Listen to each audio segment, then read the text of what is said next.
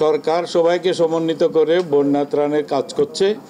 যে স্থান থেকে পানি নেমে যাচ্ছে সেই সমস্ত জায়গায় যাতে ত্রাণ পরিবহনের ব্যবস্থা করা যায় সেই উদ্যোগ গ্রহণ করেছে এবং অনেক ক্ষেত্রে যেখানে আরও দুর্গম এলাকা সেখানে সেনাবাহিনী এবং অন্যান্য বাহিনীরা হেলিকপ্টারের মাধ্যমে ত্রাণ পৌঁছাচ্ছে। বন্যা পরিস্থিতির উন্নতি অব্যাহত থাকায় পানিবন্দী মানুষের সংখ্যা কমে আসছে। সোমবারের তুলনায় মঙ্গলবার ৩০,০০০-এর বেশি পরিবার পানির বন্দিদশা থেকে মুক্ত হয়েছে। তবে বন্যায় নিহত ব্যক্তির সংখ্যা আরও ৪ জন বেড়ে ২৭ জন হয়েছে।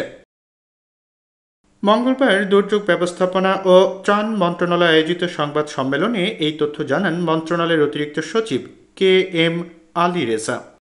আর পানিবন্দী পরিবারের সংখ্যা সর্বশেষ তথ্য অনুযায়ী আজকে দুপুর ১টা পর্যন্ত ১২,০৭,৪২৯টি এবং ক্ষতিগ্রস্ত লোকের সংখ্যা ৫৬,১৯,৩৭৫ জন। মৃতের সংখ্যা ২৭, নিখোঁজ লোকের সংখ্যা হচ্ছে ২, আগে যেটি ছিল মৌলভীবাজারের।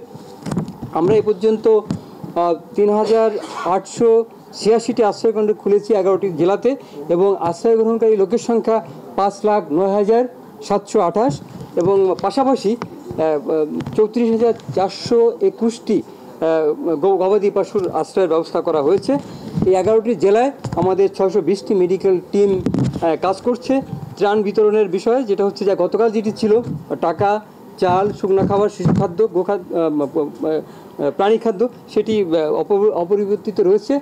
বন্যায় মোট ২৭ জন মারা গেছে জানিয়ে ত্রাণ ও দুর্যোগ উপদেষ্টা বলেন, এর মধ্যে কুমিল্লায় ১০ জন, ফেনীতে ১ জন, চট্টগ্রামে ৫ জন, খাগড়াছড়িতে ১ জন, নোয়াখালীতে ৫ জন, ব্রাহ্মণবাড়ি 1 জন, লক্ষ্মীপুরে 1 জন এবং কক্সবাজারে 3 জন মারা গেছেন।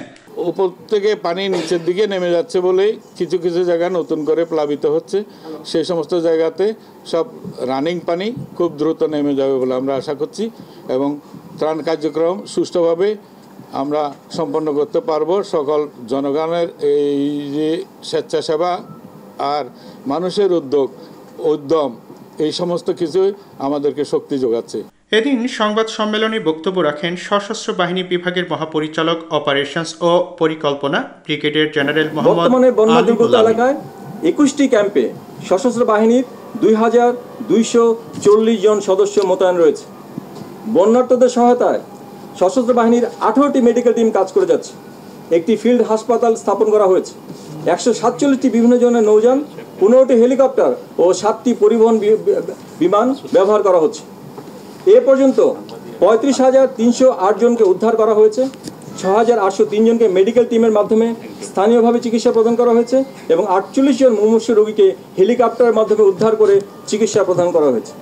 এদিন সংবাদ সম্মেলনে আরও বলা হয়, সরকারি বেসরকারি সহ সব পর্যায় থেকে ত্রাণ বিতরণ অব্যাহত আছে। বন্যাক্রান্ত জেলাগুলোতে স্বাস্থ্যসেবা দেওয়ার জন্য কয়েকটি ফিল্ড হাসপাতাল প্রস্তুত করা হয়েছে।